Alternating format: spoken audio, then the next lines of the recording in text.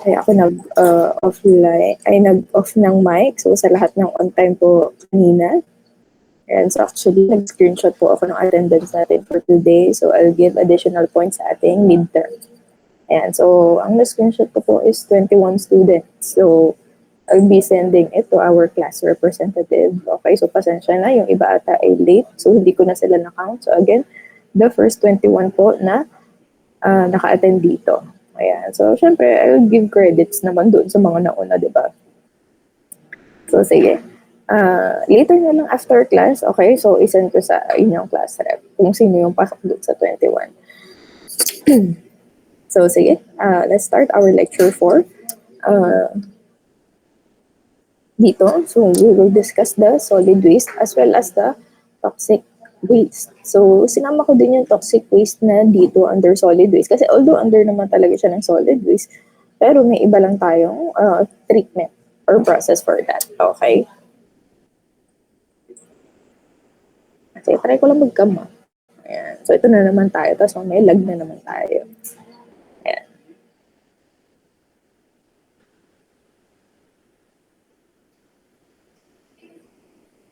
Ayan. So, for the solid waste, ayan. So, syempre, we'll discuss the land pollution. Yan, so, the pollutants. So, ano ba yung mga possible sources nito? The management, and the Republic Act 9003. So, sige, konting review ulit. Yan, so, dalawa na i-review natin. So, ano nga po ulit ang Clean Water Act natin? RA, ano siya?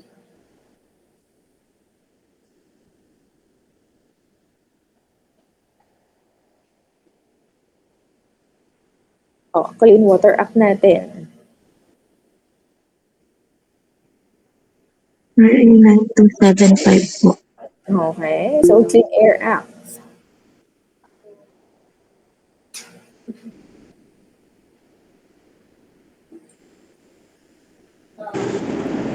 #8749 po. Okay, good. Ayan. So, yeah, thank you. Okay, so now, so we'll proceed to solid waste na RA 9003. So, syempre, we'll define land pollution. So, yun nga, di ba, nag-discuss tayo. So, we know, may maduming tubig, so maduming hangin, so it's polluted. Ayan. So, syempre, in scientific terms, diba? So, how can we describe it? So, this is a destruction or a decline in quality of the Earth's surface as a result of human action. So, major problem talaga dito is yung sa land natin or specifically sa soil, diba? Kasi yun naman yung naaapektuhan talaga. So, may mga after effects na lang. So, what are the possible causes natin dito? So, first is the deforestation and soil erosion. So, bakit? Yan. So, although, syempre may connect naman siya sa change in habitat na na-discuss natin before, di ba? Pero yung deforestation kasi, di ba, nagpuputol ka ng puno, ayan, so may ginagawa kang process doon sa area, kasi for example, papayuan siya ng something. So, ano yung nasa-sacrifice natin doon? So, syempre, is the quality nung land or nung soil natin, di ba? So, hindi na siya yung tulad before na syempre nakakakuha siya ng complete nutrients. So, in terms of natural cycle, diba? So, syempre may puno tayo, ayan, so naka-attach sa land, diba? So, prone siya to soil erosion kasi nga hindi na siya sobrang intact. Yan, kasi na-damage mo na siya eh. Or ang dami mo nang ginawa doon sa land na yun. So, ayan, possible magkaroon tayo ng soil erosion.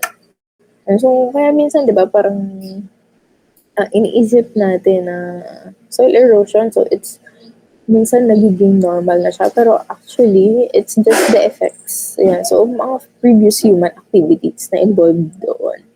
Ayan, so, next. Ayan, so, try naman natin sa agricultural chemicals. So, I think you are very familiar with this. So, ilang beses na natin na-discuss. Although, ang naging focus natin that time is the surface runoff doon sa mga farmland natin. And so, kasi di ba nga, okay, nabasa. So, syempre, yung iba madadala sa tubig. Pero, there will be portions pa rin na yung iba nagstay. Okay? doon sa land. Yan. So kasi we have monitored na din naman na may presence talaga ng iba-ibang elements sa soil. Yan. So meron naman tayong testing for that. Okay. Yan. So nagstay yung mga elements doon sa soil natin. Yan. So next, the industrialization. Okay. So ano bang meron dito? So syempre, dami ng products ngayon. O sino ba dito nagsha-Shopee, Lazada, or any online shop? So, pansin nyo ba, ang dami nating napapurchase. Well, hindi naman talaga sobrang dami, pero pansinin nyo, every shop kasi, minsan, di ba, iba-ibang shop pa yung pinupuntahan natin. Ano ang tendency? Yung mga packaging. Yan. So, yung iba, di ba, naka-bubble wrap pa. So, nire-require nung iba. And, the black bags. Yan. So, although sinasabi natin na it's biodegradable, yan, pero yung the consumption, so yung dami nito, 'di ba? Is magma-matter pa din. So mag-accumulate pa rin siya in time. Yan. So although sometimes it's a need, pero I hope nagagamit nyo din yung ibang bags or yung ibang bubble wrap. So for reuse. Yan. So ako personally, yung mga bags na yan. So ginagamit ko din siya yung lalagyan ng basura or sa mga food waste din. Ayan. So, depende naman sa inyo. Okay. So, next, we have the mining. So, ano naman? Kasi, in relation din naman doon sa deforestation, so, na-affect din yung quality ng land natin. So, paano? Kasi, di ba naghuhukay tayo? So, it's underneath. So, medyo nagiging weak yung land natin. Tapos, syempre, hinuhukay mo and part of it. So, syempre, na again, nawawala na naman yun sa natural cycle natin na supposedly na doon sa land, di ba? Ayan, naghuhukay. So, yun nga, sabihin natin na medyo, oo nga, malaki yung sabihin natin na income when it comes to the mining industry, pero sobrang laki naman ng risk for your safety. So, not just yung pupunta ka sa ilalim and all.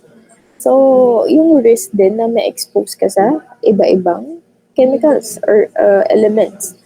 Kasi, syempre, you're getting naman tapos you're using other materials, diba? So, when it comes to mining, so, possible din na mapunta siya sa land. So, next, we have landfills. So, ito naman is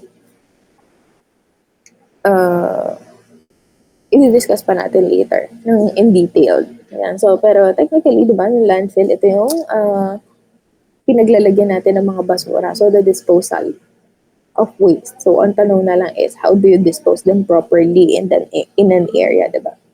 So, next, we have the human sewage. Ayan. So, syempre, tayo naman, iba-ibang kinakain natin, di ba? So, may proper disposal pa rin dito. So, kaya nga tayo nagkaroon ng septic tank. And so, I think we're familiar naman doon. So, bakit? Kasi, syempre, ang iniwasan natin is to contaminate. So, unlike naman to sa mga baka, di ba? Or sa mga, kasi, syempre, puro grass lang naman ang kinakain nito.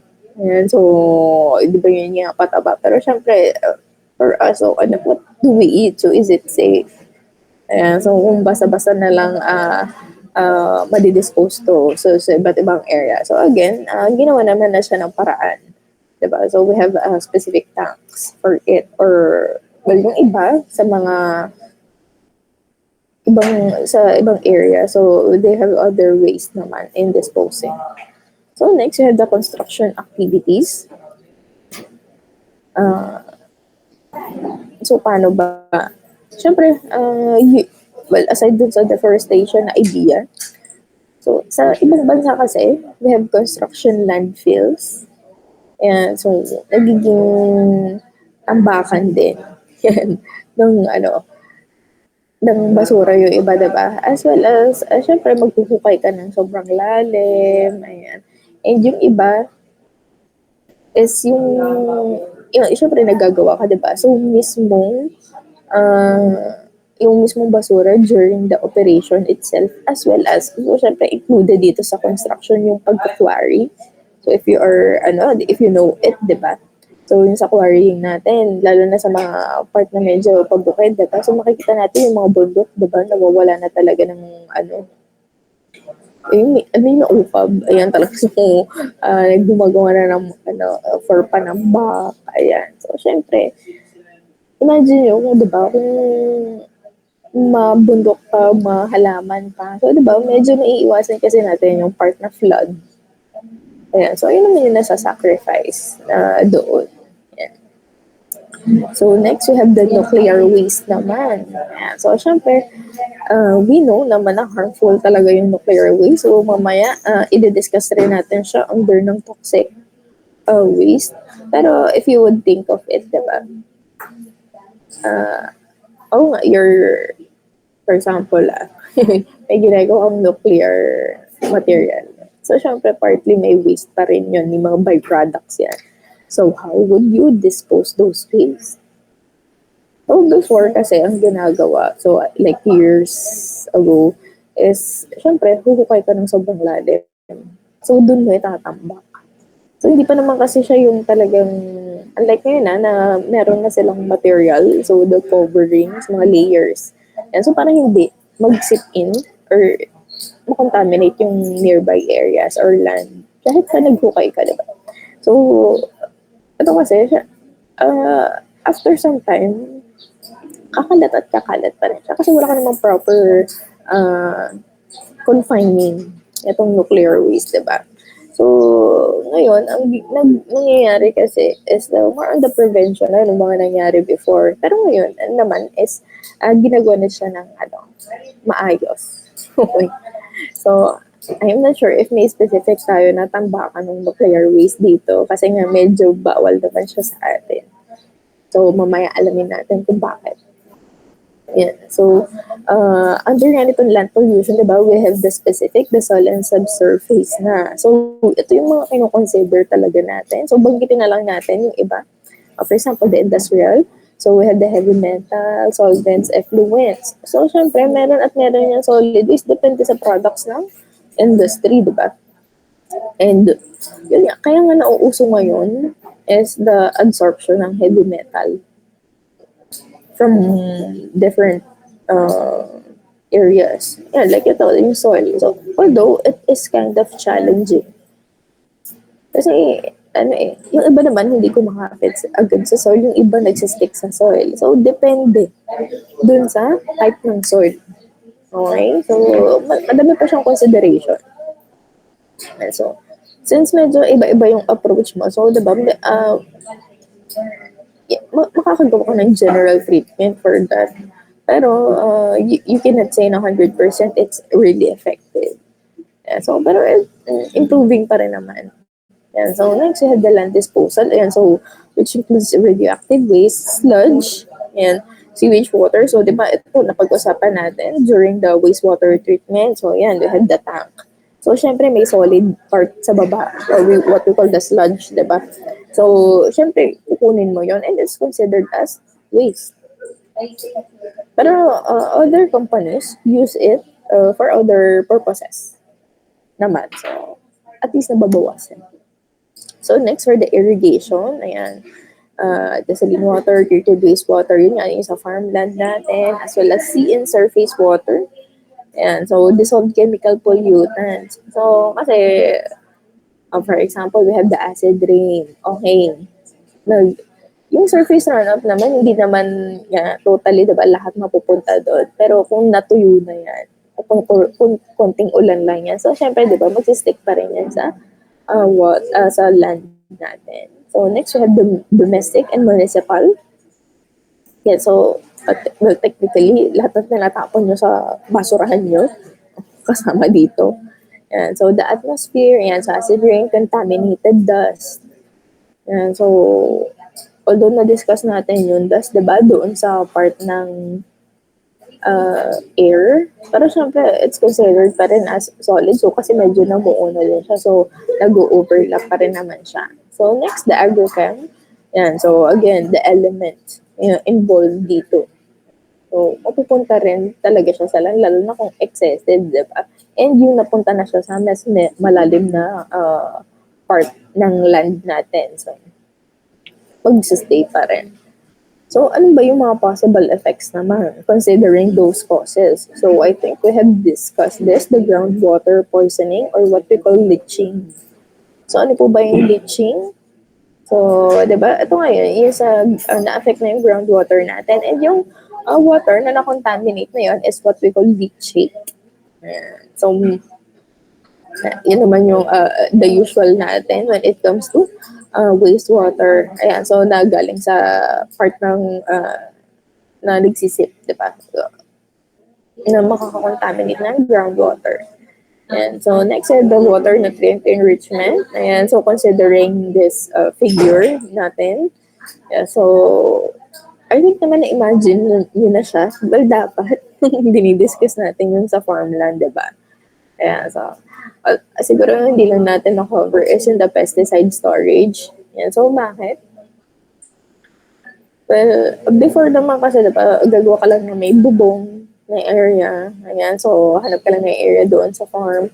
And so, okay, may storage area ka na. So, pero diba, yung iba naman ay sinisemento siya. Minsan, di mo kasi naiwasan yung spills. Diba? So, possible pa rin siya maka-affect sa land or and sa water natin. So, in relation to that, so, syempre, medyo expected mo the soil pollution and the air pollution. Yun. So, diba, I think it's understandable. So, for example, okay, may tambakan ka ng basura. So, dump site, landfill. So, di mo naman maiwasan, diba? May amoy pa rin naman yun. Okay. So, it would also cause. Yeah. So, shifting habitat. So, syempre, kung medyo polluted yun land, so, or nag-undergo siya ng deforestation, diba? Is lilipat yan yung ibang animals natin sa ibang area. And actually, even humans na. So, kasi diba minsan yung mga katutubo natin, so yung iba dinedevelop yung medyo rural area. Kasi doon nagtatayo ng mga planta. So, or mga energy, ganyan. So, kasi nga, dapat malayo ka sa tao eh. So, yung iba, napapalipat talaga. So, minsan, nahihirapan, di ba, yung mga katutubo natin na mag-adjust. When it comes to animals naman, so, if nahihirapan mag-adjust, yung nabanggit natin before, so, nag-extinct. Yan. So, yun yung mga possibilities natin for that. So, next, we have the environmental impact. Yan. So, mas i-discuss naman natin siya when it comes to environmental management system. Pero to give you an overview, di ba? So, yung environmental impact kasi, so when it comes to land pollution, so you would also consider the others. So, syempre, yan yan, nabanggit natin yung sa water pollution, sa air pollution, as well as sa people. Ayan. So, connected na silang lahat. So, next, disruption for tourists. So, syempre, ang hina-highlight kasi naman natin is the tourist spot. Pero, di ba, minsan may madadaanan kang area na madumi. Okay? Or minsan may tambak ng basura. Lalo na kasi ang daming taong pumupunta. And di ba yun yung naging issue sa ibang sikat na beach? And ano ba yung malaking portion na laging nakukuha na basura sa beach? So, it's plastic bottles or the bottled water natin. So, syempre, you would expect it din naman since taga-ibang bansa or taga-ibang lugar sila and dumadayo sila dito. So, to be safe, yan. So, diba, they would always have, bottled water with them. Ayan. So, pero nagkakaroon naman na ng mga clean-up drive. Ayan. So, sa mga areas na yan. And there are hotels or resorts na they are supporting no plastic bottles. So, ito, bigyan ko ng example. So, I think yung iba naman nakapag-hotel na or resort. So, di ba, lagi silang may free bottled water sa loob ng room. Okay? Pero, there are some hotels, so I have experienced it naman na wala. So, ang ipoprovide lang nila sa'yo is pitchel and ang tawag dito baso. Then, they have the water dispenser outside. So, parang per floor, meron silang water dispenser. So, syempre, refill ka na lang. Kaya nga, binigyan ka ng pitchel. So, at least hindi ka pabalik-balik, diba? So, yun, di ba, yun yung way nila to lessen the consumption ng plastic. So, which is good. Diba? Nag-adjust naman lahat. So, di ba, like dito sa atin, and sa BSU. So, yun naman yung target. So, the less consumption of waste. Diba? So, next, the effect of wildlife and humans. So, I think na banggit na din naman natin kanina. And, syempre, when it comes to health din, kung exposed ka naman dito, or medyo hindi mo alam, okay, may madumi yung paligid, di ba? Or after some time, nagkaroon na siya ng effect sa mga halaman. Tapos, di ba yung mga halaman is, and ito naman yung, well, ideally, hugasan lang naman natin siya, tapos ini-intake. Pero ano yung challenge doon? So, maybe you can expect na hindi na 100% yung nutrients na meron doon sa mga vegetables or plants na nakakain mo. So, kaya nga yun yung isa sa mga nagiging cause bakit umiigsi na din yung lifespan. So, di ba naman, naririnig yun yung lahat, organic, dapat, ayan. So, kasi wala mga pesticides or mga fertilizers before eh. Yan. So, ngayon, di mo na din sure kung very healthy pa ba yung soil na pinagtataniman mo.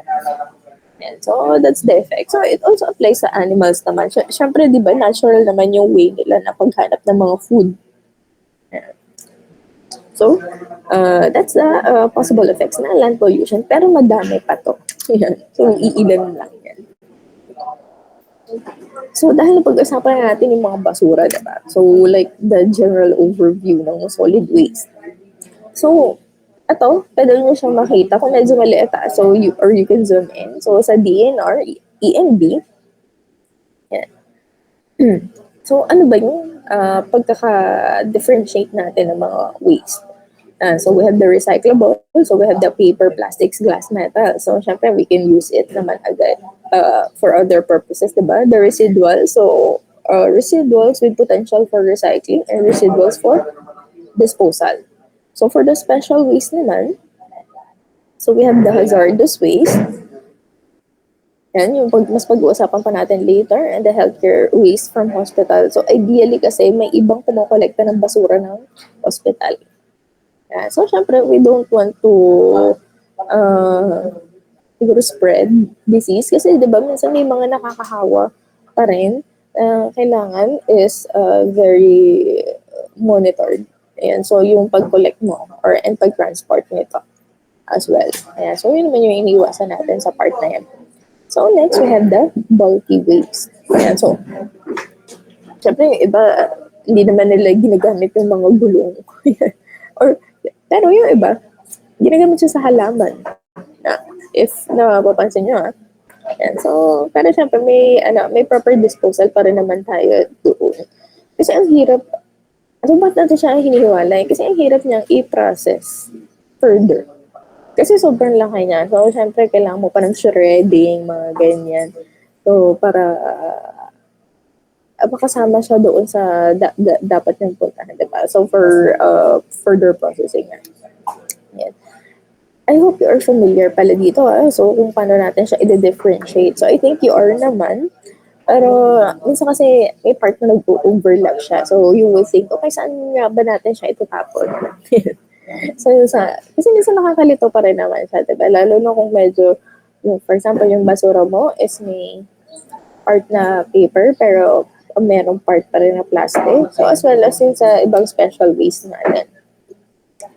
Yeah, so, dahil nalaman na natin yung iba-ibang categories nito, so, we can undergo the wax. So, ano ba yung meaning ng wax? So, I don't know if nabanggit ko na siya before, pero review na lang. So, para saan ba natin kinagamit yung wax or the waste analysis and characterization study.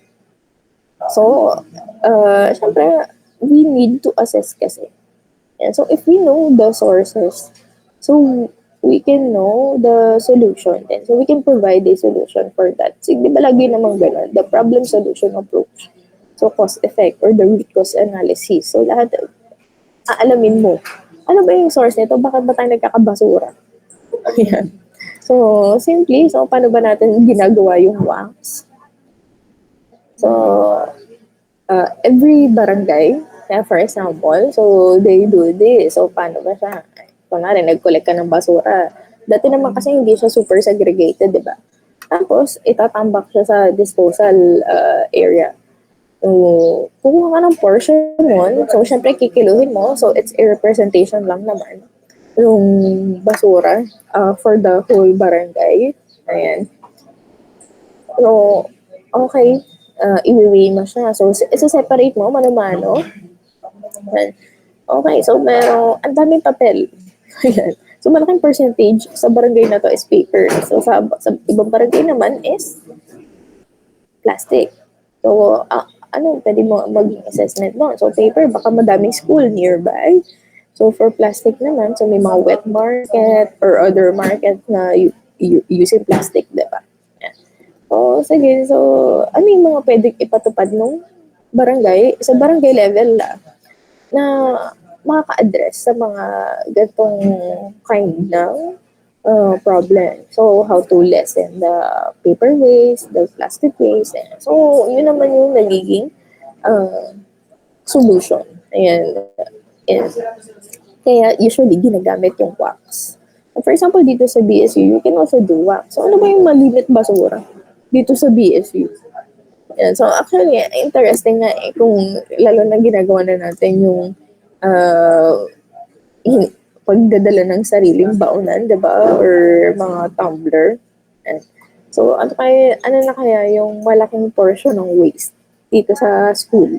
Ayan. Although di naman natin siya magagawa kasi wala naman tayong technically laboratory or exposure for this. Ayan. So, ano pa ba? Ayan. So, I think that's it naman. So, again, overview lang muna yung diniscuss natin for this. So, ano naman ang usual natin na ginagawa for solid waste management? So, syempre, collection. So, ito, okay, nasa basurahan nyo na siya. So, transportation. So, di ba may mga nagko-collect na trucks? So, be thankful na lang if may nagko-collect kasi di ba some areas medyo malayo or lalo na yung mga sikip na areas. Yan, so hindi minsan sila nagdadaanan ng collection. Kaya nga, anong tendency ng iba magsunod. Ayan. So then the recovery. So yung minsan kasi nga nahalo na or yung iba naman nasa-separate na agad nila upon collecting. Ayan. So i-recover nila yung mga possible.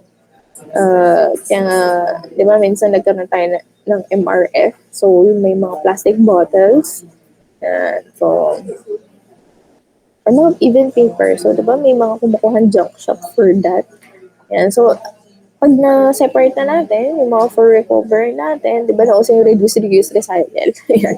So, pag wala na talaga, ayan, so we can undergo the processing. So, either an aerobic digester. So, kasi di ba, may mga nakukuha tayong gas for this and we can convert it to other forms. Yeah, so, like the energy. So, we have also the compost. Yeah, so, and the incineration. Although, bawal sa atin ang incineration dito sa Pinas. And so, pag-usapan pa natin siya mamaya. And, also, ibang bansa kasi usual na siya. Pero I think, capable naman kasi yung ibang bansa to use it. So, they have proper regulations for this. Yeah, siguro, hindi pa lang tayo prepared. And, yan, kung after ng processing, so, may mga tira pa rin, susagad na. So, doon na siya mapupunta sa sanitary landfill. Although, yung sanitary landfill kasi natin, it's ideal na. Dati kasi, diba, like open dump site pa lang yung available natin. Pero ngayon, pinupush na kasi ng government na sanitary landfill na yung meron tayo. So, we'll differentiate it later. So, under ng solid waste management, so, syempre, anong target natin? Minimize waste generation. Oh, for example, ikaw sa bahay nyo, yan. So, iisipin mo, okay, itong bagay ba na to? O itong basura ba na ito? Like, lalagyan. So, magagamit mo pa ba siya ulit? So, di ba, you help in minimizing the waste. Kasi, re-recycle mo siya. Yan. So, maximize the collection efficiency of waste. Well, kasi maganda talaga, di ba, na separated na talaga yung mga waste natin. And so, upon collection, para alam na nila. So, mas madali na kasi yung, madali na kung saan pagdadala. So, di ba naging strict sila before niyan? So, hindi nila kukunin kapag hindi separated. Or, yung MWF, so for nabubulok, or yung so TTHS, di nabubulok. And so, parang mas madali yung separation. Kasi, medyo pagsasama-samahin pa rin naman nila yan sa isang area. Pero at least, di ba, hiwa-hiwalay.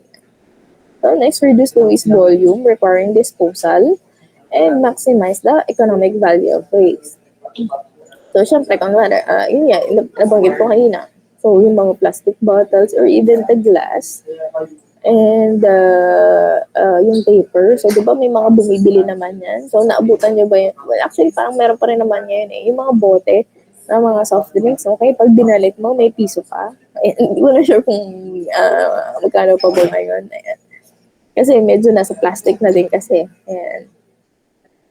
So next, develop and adapt environmentally sound treatment and disposal methods.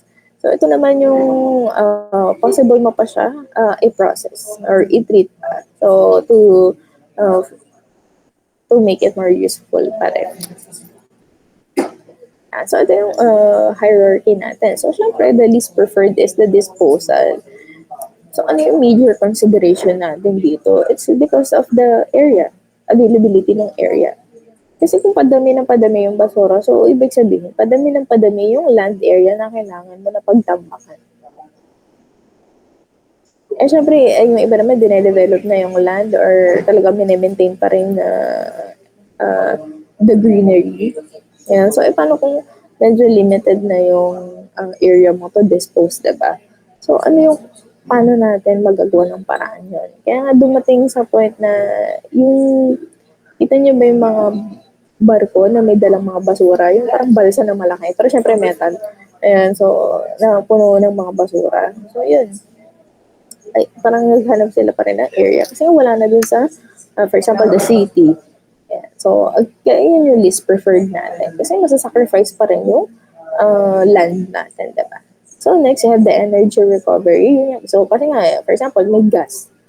And diba, considered pa rin naman yung sa air pollution. So, ano ba yung possible natin gawin? So, to have or to recover the energy, diba? So, the recycling, reuse, ayan. By reduce, reuse, recycle. The 3 R's. So, the minimization and the prevention. So, di ba, parang lagi natin nababanggit, prevention is better than cure. Pero syempre, in terms of health, so it also applies sa atin. Ano yung example natin for this? Okay, prevention. Di ba, napag-usapan natin before, yung iba, naghuhukay para doon itambak yung basura or ibaon yung basura. Pero, at some point, sa future, magkakaroon siya ng effect. Bakit? Kasi possible makakontaminate, di ba? So, anong nangyayari ngayon? We tend to cure. Diba? Dun sa area na yun. For example, medyo, bumaba na yung quality ng land natin. Bakit hindi na healthy itong area na to? Or kung nagtanim ka, medyo hindi naman na tumutubo ng matino. Ayan, so yung mga halaman mo. So, diba? We cure it na. So, sa halip na, dapat napiprevent na natin siya through proper disposal. Yeah, so, ano pa yung pinapromote ng iba? So, we have the zero waste. So, in terms of industry, ayan, so, kung nag-material balance na kayo before, diba? Or, soon, sa plant design nyo, so, syempre, you make products, diba? So, syempre, may mga byproducts and waste yan. So, paano mo ma-maximize? Ayan, so, to lessen the waste. So, kasi yan ang target lagi natin, the zero waste. And so, would you recycle the wastewater or also the solid waste? So, how can you dispose them properly? Or, pwede mo po ba siyang i-process? Okay. So, ano pa yung possible natin in our own ways, diba? So, we have the eco bag. Yeah. So, kaya nga, di ba dati, sobrang dami ng plastic. So, sa every grocery bag mo, plastic. So, ngayon, diba, they are promoting the eco bag. So, kung wala kang dala, so parang paper bag. So, pero parang less friendly pa rin. Kasi nagko-consume ka pa rin ng paper doon eh. Yan, pero I hope, di ba, pag mag-grocery tayo, hindi natin nalilimutan. So, minsan kasi yun yung nagiging problem. Okay, may eco bag ako, kaso nalimutan ko naman. Ayan. So, next, we have the bamboo toothbrush. Yung mga wooden, ano ba yan? Spoon, fork natin. Ayan. Or yung mismong kayo, yung nagdadala. Ang mga, ano na, utensils. Ayan, so baunan. So, stop using plastic. So, make your own products. So, ito, waste sorting. So, sino ba dito ang nagsiseparate sa bahay nila? Meron ba? Nagsiseparate? Wala? Wala nagsiseparate ng basura sa bahay? So, wala ba? So, kahit yung mga food waste, di ba? Minsan, sineseparate natin siya. Okay? So, di ba, di ba? Parang walang sumagot talaga na may separate. Pero yun naman kasi yung nagiging challenge minsan sa maririnig mo sa ibang elders natin. So, bakit pa natin i-separate? Pagsasama-samahin lang naman yan na magbabasura sa truck. Diba? Ayan. So, yun yung tinatawag natin kanina yung sa collection efficiency. So, kaya minsan, parang sayang effort mo mag-separate kung isasama. So, yun yung nagiging problem naman na minsan hindi pa rin natin siya masolusyonan kasi hindi ganun ka-strict yung pagka-implement natin for that. Pero as much as possible, we try. Diba? So, parang you did your part. So, lalo na sa part ng mga plastic bottles, diba? Ayan. So, hoping. So, next we have the, recycle natin. So, use metal straw. And I think yung ibang establishments naman, yung sa cover, kapag nagte-take out ka, so, di ba, may lip na yon. So, you don't need to use the straw. So, malilesen na yung pag-consume. Ayan, so, okay na din. Diba? So, use wooden comb. Ayan. So, ano pa ba? Use glass jars. Okay. So, madami pa yan. And, yeah. So, ito, well, I'm not sure if you're aware. And so, di ba, we have the plastic waste collection program before, or I don't know if it's ongoing kasi na-less naman na. Ayan. So, together, let's help stop ocean plastic pollution. So, yun yung mga nagiging after effects niya. Kasi, syempre, minsan nagtatapon lang somewhere, tapos mamaya, pag na-wash off siya, so, may mga makakasama kasing plastic. And eventually, mapupunta siya sa marine life, ayan, or sa waters natin. So, partly madadegrade yung iba, pero yung iba buo pa rin. So, it's considered plastic pollution pa rin. Ayan, so, they tend to collect. Ayan, so, PET, HDPE bottles. Ayan, so, itong iba-ibang bottles and packaging natin. So, diba, they are initiating para naman ito sa SM. Ayan. So, although feeling ko less naman na ito. Kasi nga, di ba, napansin ninyo yung sa styrofoam. Di ba, hindi naman na tayo gumagamit yan. So, naabutan nyo ba yun? So, we have the food packaging na naka-styrofoam, lalo na nung bata tayo. And so, ngayon, di ba, we use yung glossy na paper na pwedeng yung paglagyan ng food. Ayan. So, plastics must be empty, clean, and dry. So, syempre, di ba, bago natin ilagay. And, they have the collection booth naman for this. So, I don't know if meron dito sa atin.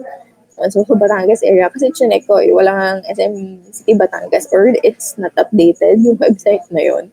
Yeah. So, I hope, di ba, we can contribute somehow. Ayan. Okay.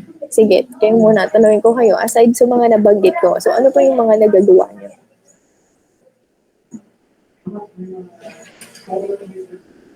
Or yung mga possible na gawin kung hindi nyo pa siya nagagawa. So, to manage the solid waste.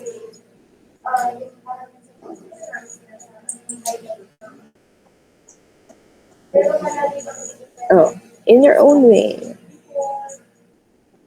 Oh, meron ba? Oh. How do you manage solid waste? Or nabanggit na ba lahat?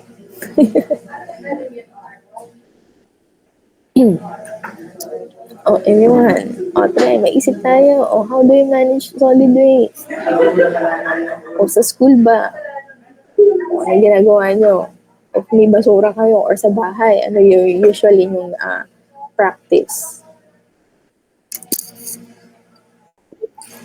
Recycle, ayan. So, pwede. Well, oo, tama naman. Although yung ano, may specific ba na kayong ginagawa na hindi pa natin nababanggit?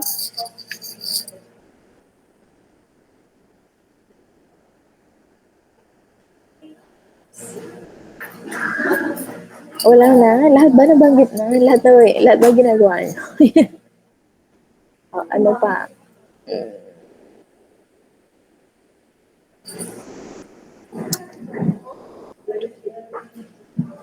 wala na kayong ano, additional. Ayan, so malay nyo, di ba? Pwede natin masuggest sa iba. Okay. So wala. Okay, so wala na talaga may isip. O sige, okay lang. Ayan. Pero I hope, di ba, after ng ating mga meetings, so medyo tumatak rin naman sa atin kung ano yung mga possible na pwede natin na gawin. So, if we can apply it, di ba, as much as possible. Yeah. So, how will you address solid waste? Di ba? So, aside doon sa mga nabanggit natin, so ano ba yung ginagawa ng government din? And so, ito, syempre kasi yung part na yun is more on the domestic part, diba? Or tayo. So, ano yung mga pwede natin gawin? So, in terms of the solid waste management, so intermediate treatment methodology, so ano yung mga, ito yung in a larger scale. Yeah. So, for example, physical separation process, ayun yung hand sorting, screen, magnetic separation, air classification. Yan, so size reduction process, yun yan, yung parang yung sobrang malalaki, di ba, na waste natin. So, for the biological process, so composting, biogasification. So, ito yung mga yung iba, hindi pa nabanggit kanina. Kasi yung iba, yun yung the usual eh. Pero ito, madami pa kasi talaga tayong pwedeng gawin. Yan, so for the thermal treatment, so we have the pyrolysis, gasification, and plasma. Although, minsan naman, sa industry naman talaga ito ginagawa. So for the energy recovery, yan. So we have the waste to energy, landfill gas recovery, refuse derived fuel, and biomethanation. So madami. Depende din kasi sa dami. Yan. So sa dami ng basura na makokollect natin, di ba? Yeah, mostly, itong mga treatment na to ay nag-a-apply sa industry. So, kung, di ba, after the treatment, after the separation or the sorting, yung iba talaga, i-dispose mo siya. Wala ka ng choice. So, ito yung ginagawa natin before. So, again, hindi na to advisable because it's open down. So, ano ba siya? So, land disposal site at which solid waste are disposed of in a manner that does not protect the environment. So, bakit? Kasi hahanap ka lang naman ng area. So, like, wala pa naman tayong specific knowledge before na, okay, so, tambak tayo ng basura dito. Basta basta malayo sa mga tao or sa residents. Diba? So, yan lang naman yung goal before. Ayan. So, susceptible to open burning. Ayan. So, surface and groundwater contamination kasi wala naman siyang protection eh. Detrimental to the natural beauty of the land.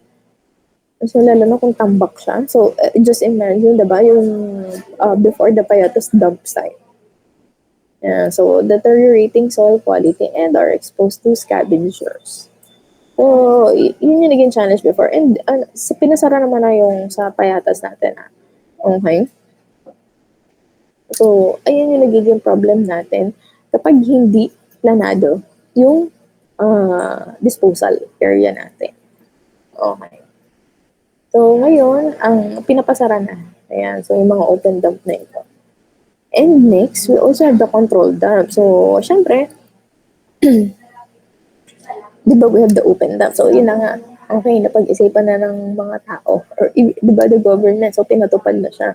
Na under RA 903, so this is may 5 years to operate. So, inclusive of the 3-year conversion period. Kasi nga from open dump, so, i-control nila to. Tapos, isasara. Okay, so yun naman. So, waste undergo compaction, soil cover is applied. So, mamaya papakita ko yung itsura ng sa soil cover natin. So, para mas ma-imagine. So, fire is not permitted. So, as much as possible, diba, iniwasan natin yung ma-produce na gas doon. So, buffer zones provided. Ayan, so, at least, diba, controlled yung dump natin. Pero, Yun nga, ang ang naging problem kasi dito is nangyari na. Ayun. So, ginagawa na lang natin siya ng paraan. So, ngayon, dito papasok ang landfill natin. Ayan. So, ito na yung ideal. Ayan. So, ito na yung dapat ginagawa natin. Ayan. So, these are sites designed to store garbage. So, designed na talaga siya. So, may specific na siya na plano. So, minimize the effects of the trash on human health and the environment. So, parang mas na-imagine natin, ayan, we have the anatomy of a landfill. So, again, you can zoom in, okay? If medyo malinaw. So, para sige, doon na lang tayo dun sa mga malalaking phone.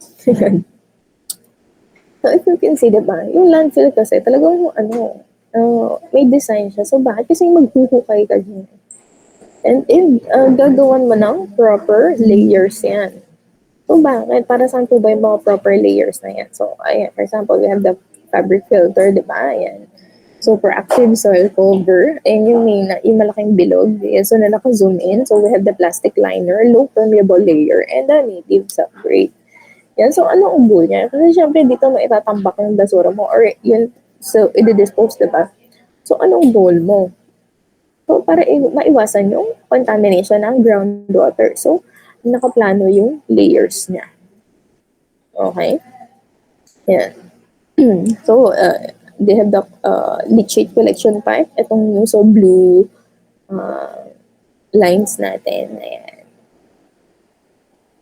So, diba, parang assured ka na hindi magli-leak somewhere. Ayan.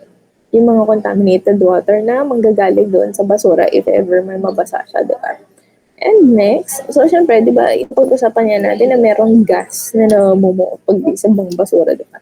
So we also have the condensate collection pipe, ayan, so landfill gas conversion, ayan, so makikita natin condensate and leachate storage tank. So di ba planado?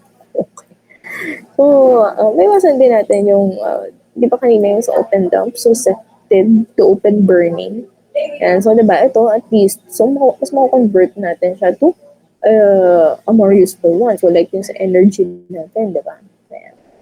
So, we also have the desilting basin. Ayan. So, desilting basin help protect our streams and ocean. And so, you can read it din naman. So, diba, at least we know the overview. So, ano bang meron sa isang landfill? And yes, may plano na din naman ang ating government. So,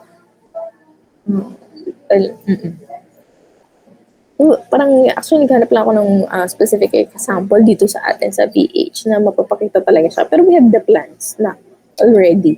So, from the DNR, EMD. So, we also have the windrow composting. So, syempre, yung ibang makukolect pa rin natin. Ayan. So, we can use it for the composting. Kasi yung sa Payatas nga, kasi di ba nag-site visit kami doon, although sarado na siya, pero ongoing pa rin yung mga processes to convert those garbage to something useful. So hopefully, di ba, for every barangay or every city, so we have enough landfill din. And now we'll go to RA 903. So, diba, may basic idea na tayo sa nagagaling na solid waste. So, ano nangyayari or anong effects and ano yung mga possible natin gawin, diba? So, we have the Ecological Solid Waste Management Act of 2000. So, this is an act providing for an ecological solid waste management program, creating the necessary institutional mechanisms, declaring certain prohibited acts. Ayan. So, ito, papakita ko lang. So, you can also use this or try this. So, it's free naman sa ating website ng DNR. So, you can project. Ayan. So, yung waste generation. So, ito, yung tinry ko siya before is, for example, dito sa Batangas City. So, projected waste natin is 94,000 pounds per year by year 2020. Ayan. So, by 2025, so may 105,000 tons na tayo. So, para saan, bakit natin pina-project ang waste? Diba? At least, diba, may expectation tayo. So, bakit? Kasi for example, ayan, in terms of landfill. Di ba kinukuha natin, okay, ano bang area? Gaano kalaki ba ang kailangan natin para sa city na to? Ayan. So, di ba? At least mako-connect natin siya. Actually, we have computations for this pa nga. And so, sa landfill, kung talagang ihihimay natin yung landfill na yan. So, madami tayong pwedeng gawin. So, pero basically, di ba? So, kung na-project natin siya, okay, kailangan natin ng ganitong kalaki. Kasi yung landfill, hindi mo naman agad siya matatayo. Agad-agad. I mean, so, syempre may construction pa rin yan. So, it would take time pa rin. So, by the year na ganito, baka mamaya kulang na yung area na naplano nyo. Ayan. As well as yung sa mga equipment. Kasi di ba we have the leachate gas collection tank. Ayan. So, the landfill gas conversion. So, baka mamaya hindi din kami ng capacity niya. So, as much as possible, we try to, to make it close doon sa projected. Pero syempre, hindi natin masabi talaga ito. Kasi, sometimes, yung population, hindi naman natin siya control, diba? For example, okay, next year, ang dami namang tumira dito sa atin. So, parang minsan, di ba, nagbabalik province yung iba. Okay, so, yun yung part na hindi natin mapigilan. And syempre, the more the area is populated, so the more the consumption ng waste. Pero again, we have, at least nakokontrol naman natin. Pero, may increase pa rin somehow. Lalo na kung dumadami yung population over the years. So, ano ba yung prohibited acts under ng solid waste? RA 903 natin. So, littering, throwing, dumping of waste matters in public places such as roads, sidewalks, canals, esteros, or parks, and establishment. O, ikaw ba? Hindi ka ba nagtatapon na lang basta-basta? Okay, sa daan. So, di ba, as much as possible, naghahanap na tayo ng basurahan. Actually, nakasanayan na natin siya. So, yun kasing ginawa ng government eh.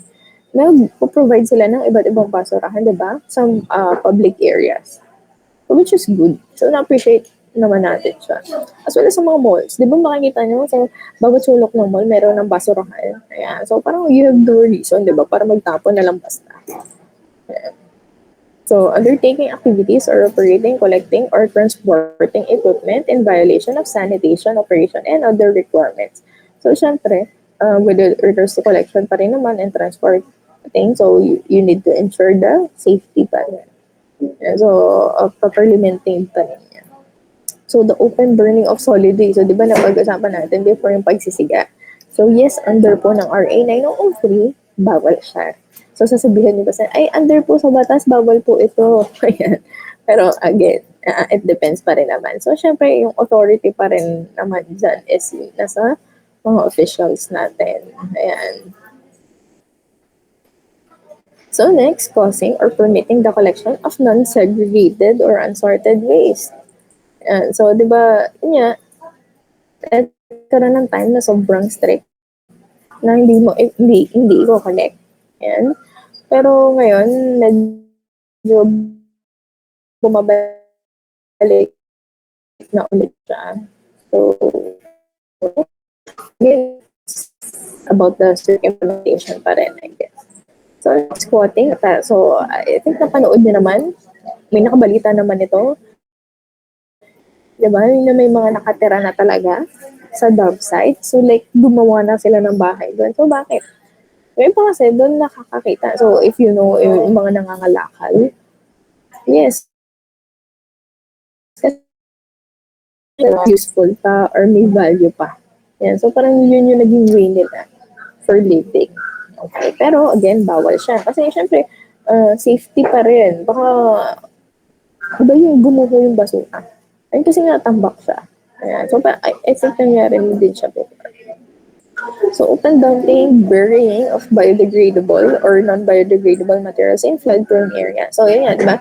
Yung ginagawa before is naghuhukay. So, doon mo ilalagay. Kaso paano nga kung lagi siyang natatamaan ng tubig? So, makakakontaminate siya eventually. So next, unauthorized removal of recyclable material intended for collection by authorized persons. For example, ayan, may MRF tayo, tapos ikaw kumuha. Ayan, bawal naman siya. So next, the mixing of source-separated recyclable material with other solid waste. So, sana na-recycle mo pa siya, di ba? Kaso, ito, may kasama pa siyang other solid waste. Uh, well, it all boils down to segregation din talaga. Ayan. So, establishment or operation of open dumps as enjoined in this act or closure of said dumps in violation. So, ano naman siya? Ongoing. Ayan. So, yung mga open dumps nga kasi, na naging tambakan before. So, kino-convert na siya to controlled and eventually naghahanap na tayo ng bagong area for landfill. So, manufacture, distribution, or use of non-environmentally acceptable packaging. Ayan, so materials. Ayan. So, ito yung mga, yun, like yung mga styrofoam natin. Ayan, so mga plastic. So, di ba? Ngayon, so may, environment-friendly na yung mga packaging natin. Dapat. Okay. So, na biodegradable na ang peg. And, yun, kung maalala nyo kanina, di ba, medyo napag-usapan natin yung, ano ba yung mga possible nyo pang gawin. Yan, so, as contribution to lessen the solid waste. So, ako, or baka napapansin nyo, doon sa Food Panda, Grab. So, di ba, medyo uso na delivery. Yan, so, lalo na sa mga food. Pag nilalabas ng bahay. Okay. Lalo na time ng pandemic, di ba? Medyo na-open siya. Pero ngayon, you have the option to tick the box na include cutlery. Or di ba yung mga utensils natin, mga disposable.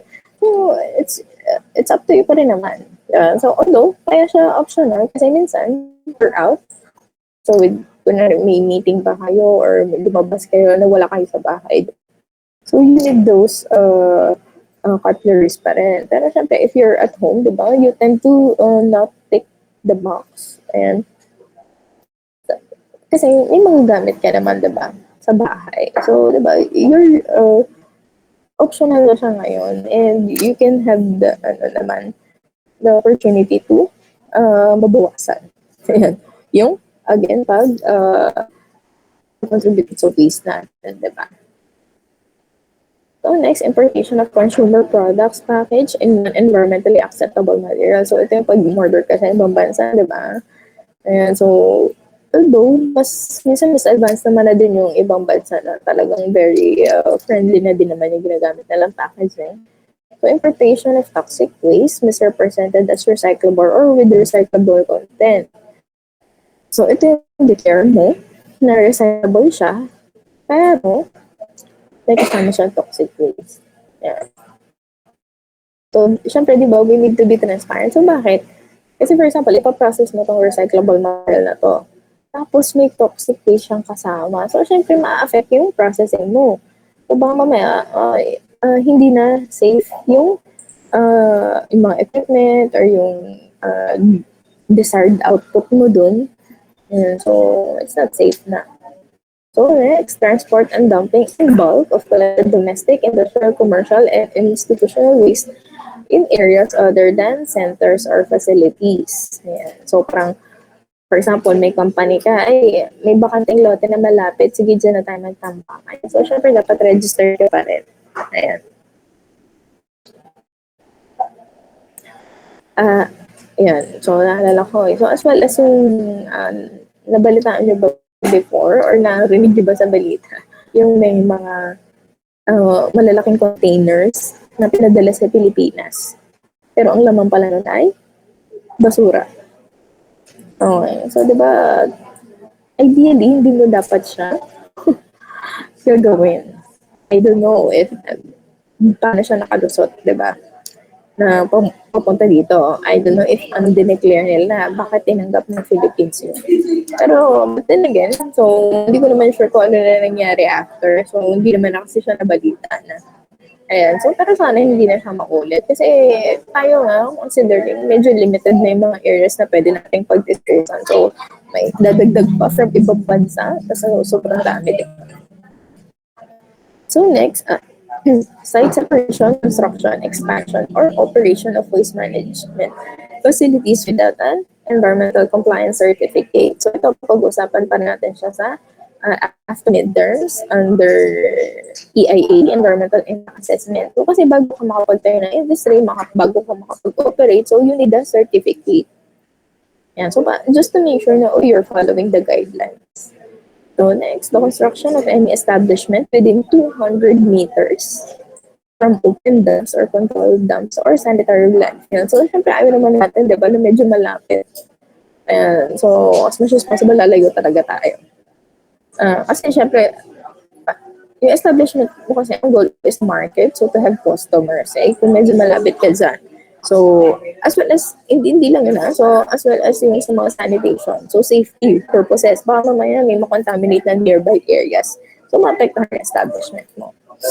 So next, the construction or operation of landfills or any waste disposal facility on any aquifer, groundwater reservoir, or watershed area.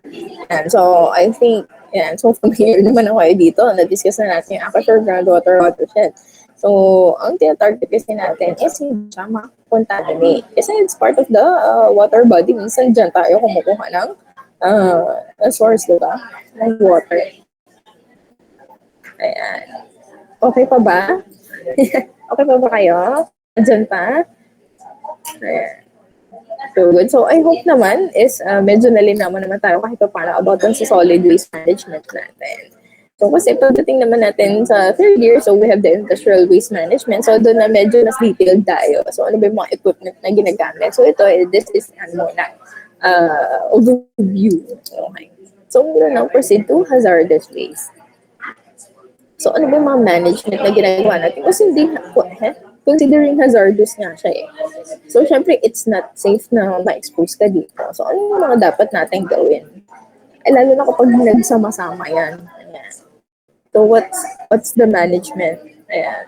And, ano yung RA natin for this? So, it's 6969. So, toxic waste and nuclear waste na ang kasama dito. Ano nga po ulit ang RA natin for solid waste? Anong number or Republic of number for solid waste natin?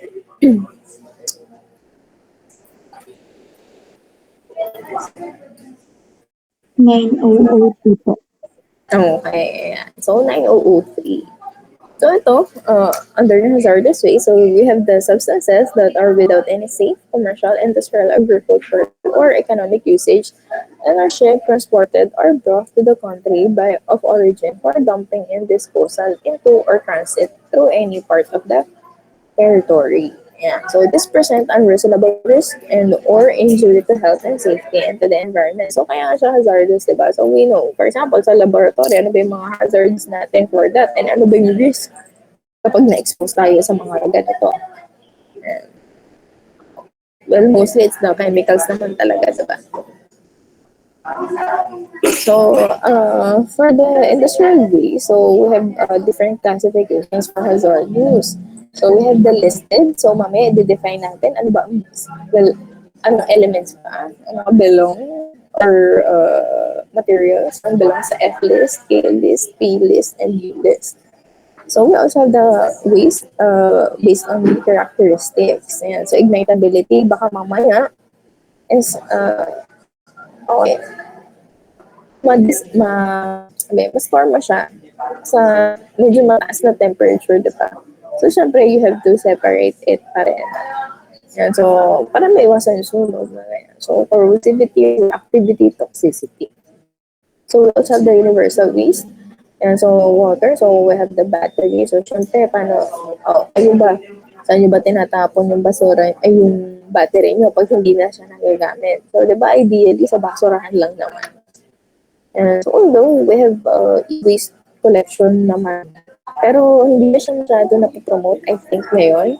I'm not sure. Kasi dati, lagi siya napopromote. And so, lalo na yung mga phones na hindi ginagamit. So, minsan yung mga nagko-collect mo, like, hindi na, like, sana talaga, wala ka na pagagamitan na yan. So, para to lessen, di ba? So, next, we have the pesticides. And I think na-discuss na natin yan. Mercury containing. And so, the bulb. So, pansin nyo yun, but hindi gumagamit na siya ng bulb na yun. So, next, we have the mixed wastewater. Right? So, radioactive, mga elements natin. So, ay sama-sama yung mga hazardous waste component natin. So, under yung listed waste. So, di ba, we have different lists. Yeah. So, yung F list natin. So, these are hazardous waste from non-specific sources. Yan, like spent solvents. So we have 28 specific chemicals. So hindi ko naman na-include ano yung mga chemicals na yun. So at least diba, we are familiar lang na may at least pala tayong tinatawag. So again, non-specific sources. Naalala niyo ba nung nag-discuss tayo ng point and non-point sources? So ito, so we don't know. Okay. So next, we have the K-list. So this is from specific sources. So alam mo kung saan nang galing. And usually, ayan, sa mga industrial processes siya. So di ba, yun yan, nag-matter, alam niyo yung in and out sa mga processes, di ba? So we should employ chemicals that result in the generation of unstable waste. So we have 100 types for this. So next, we have the U list. So ito naman, discarded commercial chemicals. So, container and spill residue. So, yan naman yung mga belong sa U-list natin. And the P-list naman. So, any of the above that are categorized as acutely hazardous. So, medyo less. Okay, less hazardous lang siya as compared to the okay. So, yan yung iba-iba natin yung listed waste. So, ito ang tanong ko. Do you have any idea how will you address toxic waste? So, meron ba dito?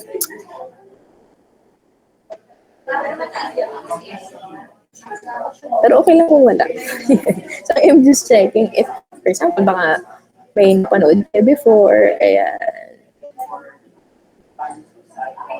okay. So, I guess wala. So, okay lang. So, i-discuss din naman natin siya. So, hazardous waste management. So, ano ang target natin? So, syempre, waste minimization. So, example, okay. May experiment tayo, laboratory. So, may specific tayo na amount na kukunin. For example, HCl. And, so ito ngayon is, okay, napasobra pa ang kuha ko. Kaya ano, rule natin, kapag may excess tayo, so, di ba, hindi naman natin siya pwedeng ibalik sa original bottle niya. Kasi, either makakontaminate na siya, mga ganyan. Tama. So, ang idea natin is to, as much as possible, is kunin lang natin yung tama or kung may pasobra naman, is count. Kasi sayang naman kasi, di ba, na-minimize mo yung waste na ma-generate mo. Ayan, so in terms of hazardous, di ba? So next, detoxification and neutralization of waste by treatment. So, depende kasi kung anong waste. Yeah. So, ideally, alam mo yung source niya. So, para alam mo din yung proper treatment na pwede natin gawin. Kasi mamaya, hindi pa na siya proper. For example, mag-cause pa siya na explosion, mga ganyan. So, you need to know pa rin. So, next, destruction of combustible waste by incineration. Yan, so, pag-usapan natin siya later. Solidification of sludge and ash. So, bakit kaya natin siya ito-solidify? And next, we have the disposal of residues in landfill. Okay, so let's talk about incineration. So this is able to achieve 99.99%, diba? Sobrang taas. Destruction and removal efficiency of hazardous components in waste. And so kaso, ang primary products niya is carbon dioxide, ash, and vapor. Pansinin natin, primary products, saan natin siya nabanggit? Sa mga air pollutants. So, di ba? So, we have different types of liquid injection system and the rotary kilns. So, ano yung isipin natin? Bakit bawal siya sa Philippines? Kasi you would always weigh kung, okay, effective nga yung incineration, pero ano yung cons? So, pros versus cons ito. So, based dun sa assessment is mas malaki pa rin yung madadamage in terms of sa air pollution natin kapag pinreceive natin sa incineration. Ayan. So, yun nga, possible kasi sa ibang bansa, mas nakokontrol nila ito. So, syempre, tanggap naman natin, mas develop talaga sila, diba? And so, feeling ko naman, if kaya na talaga, so magagawa rin natin to. Again, with proper management ng mga magiging byproducts. Yeah. So, next, we have the, so define muna natin leachate, although nabanggit na naman natin siya kanina. So, di ba, yung nakaka-contaminate tayo ng groundwater. Ayan, so pero basically it's contaminated water. So, di ba, imagine yung umulan. So, pansin nyo ba, sobrang itim ng mga nagagaling. So, lahat ng basura nadaanan niya na. Ayan, so yun yung iwasan natin. And so, liquid that takes in substances from the material through which it passes, often making the liquid harmful or poisonous. Yeah. So, yun ang may definition natin ng leachate. So, ano ginagawa natin? Yan. So, doon tayo pumapasok sa kanina natin nabanggit na solidification or stabilization. So, this converts the waste into an insoluble hard rock material. So, additive materials are used to reduce the mobility of pollutants in the waste. So, residues that are left out are solidified to reduce the leachability. Kasi nga yung leaching, di ba? So, yung flow ng water, ng contaminated water. So, ang idea lang natin dito is isolidify natin siya para hindi na siya kumalat. Okay, so again, this is insoluble. So, kahit madaanan pa siya ng hindi na siya mapupunta sa ibang body of water or ibang areas natin. So, yun naman yung target ng process na ito. Okay? Next, we also have the disposal methods.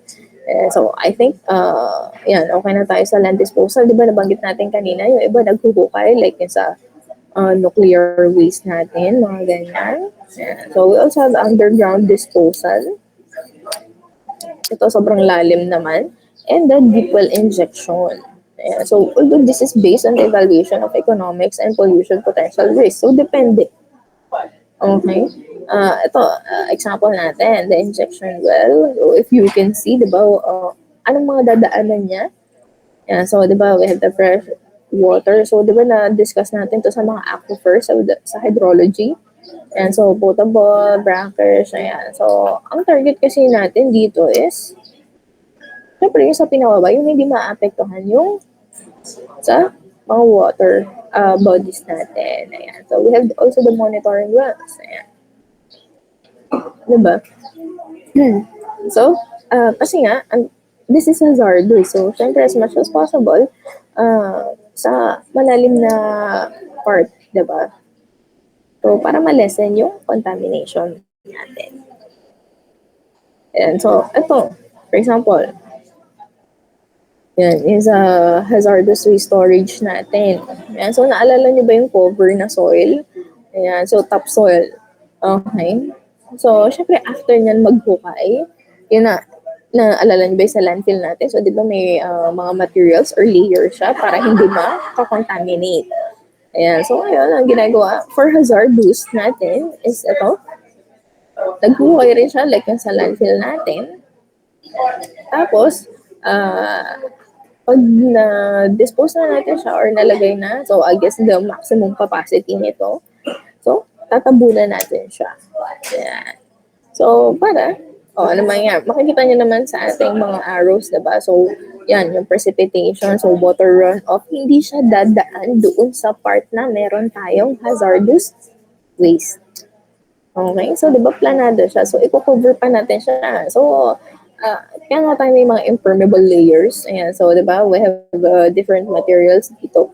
So, para hindi madaanan ng water yung hazardous waste natin. So, doon pa rin siya pupunta doon sa safe area. Okay? So, diba, just to make sure, diba, we have monitoring well. Okay, hindi pa ba contaminated yung groundwater natin? Wala ba nagli-leak? Yan, kaya dapat sobrang ganda ng ating construction for this. Yan, kasi mahirap na, diba, pag nag-leak ito sa future. Yan. So, this is how we manage the hazardous waste. And dito sa Philippines, ayan, so, pwede nyo naman itong ma-search din online, pero sinama ko lang siya just to let you know. And so, may technical guidelines tayo for specific categories of treatment, storage, and disposal facilities, or what we call the TSD. So, for category A, actually hanggang G yan, pero ang in-include ko lang ay A at B, so, para may idea lang tayo. So, for category A, on-site treatment and disposal facility. So, ito, ayan, so disposal ng hazardous waste. So, ano na siya, parang may facility na tayo mismo for this, yan, on-site. Yan. So, for category B, yan, so we have the thermal treatment facility. So, ano ba yung mga yon?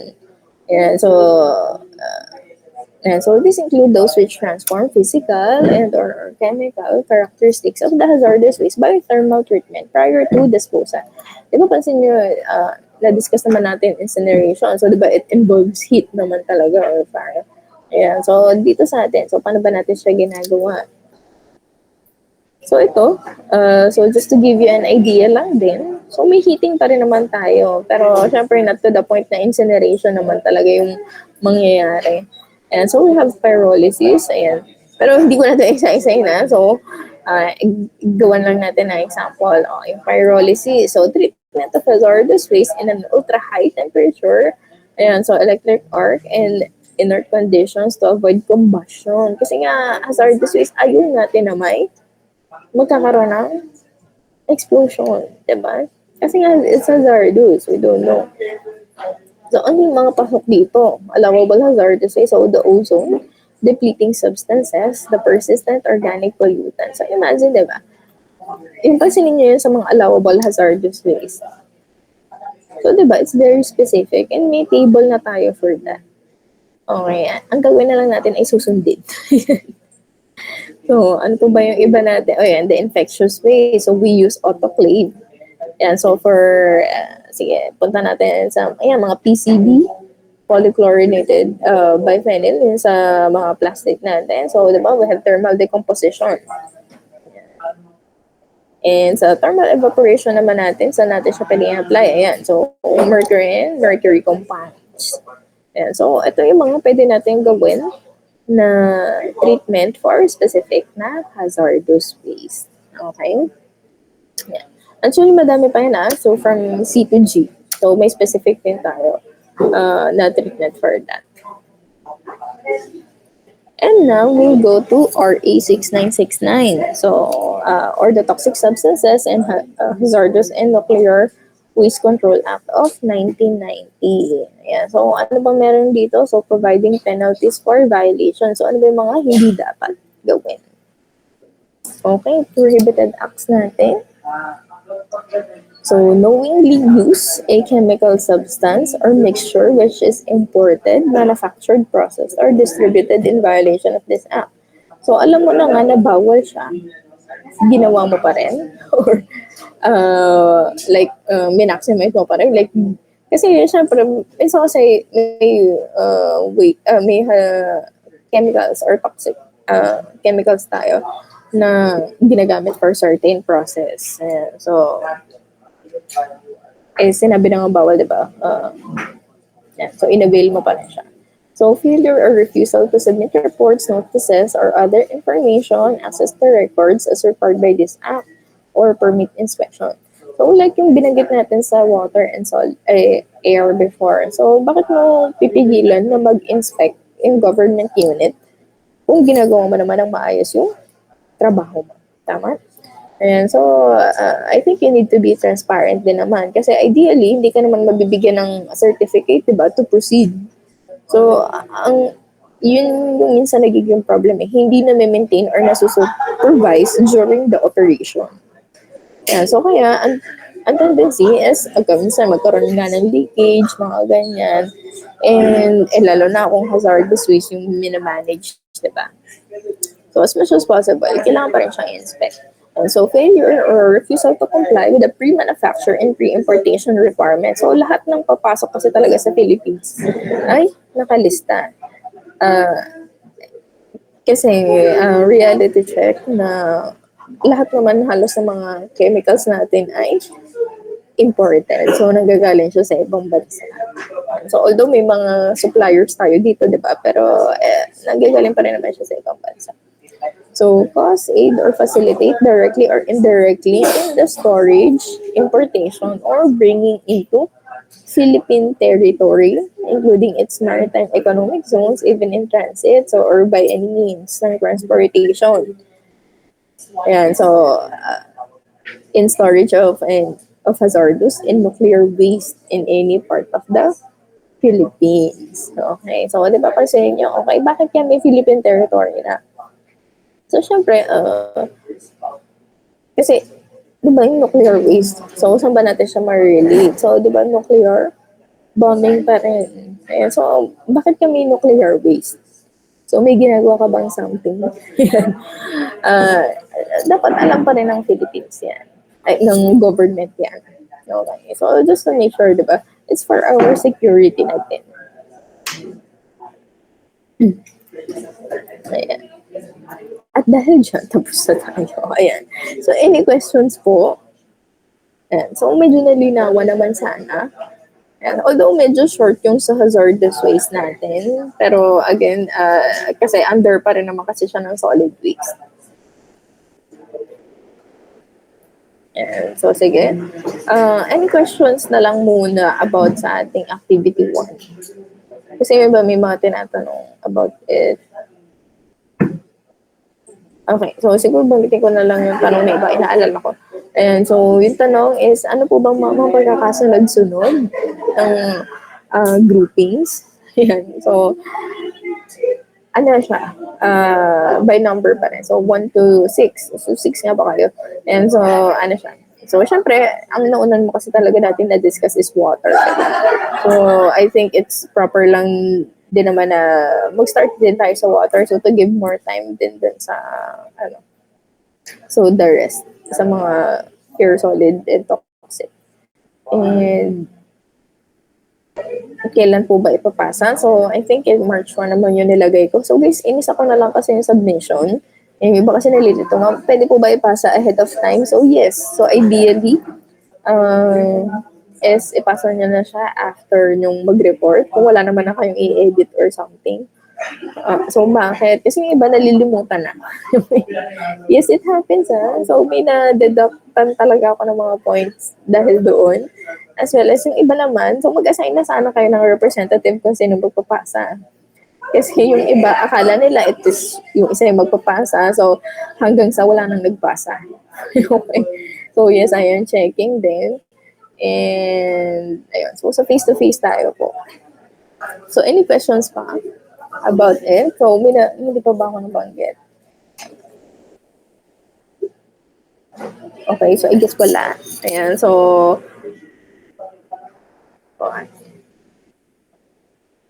okay, wala talaga. Sige. Ayan, so, sige. I think we can end the meeting naman yung iba kasi nagtatanong about sa activity, pero kung kayo wala, okay lang naman. So, kaya nyo na yan. So, I guess see you next week. So, again, sa face-to-face po tayo, So, mag-present. Ayan. So, yan lang. Thank you.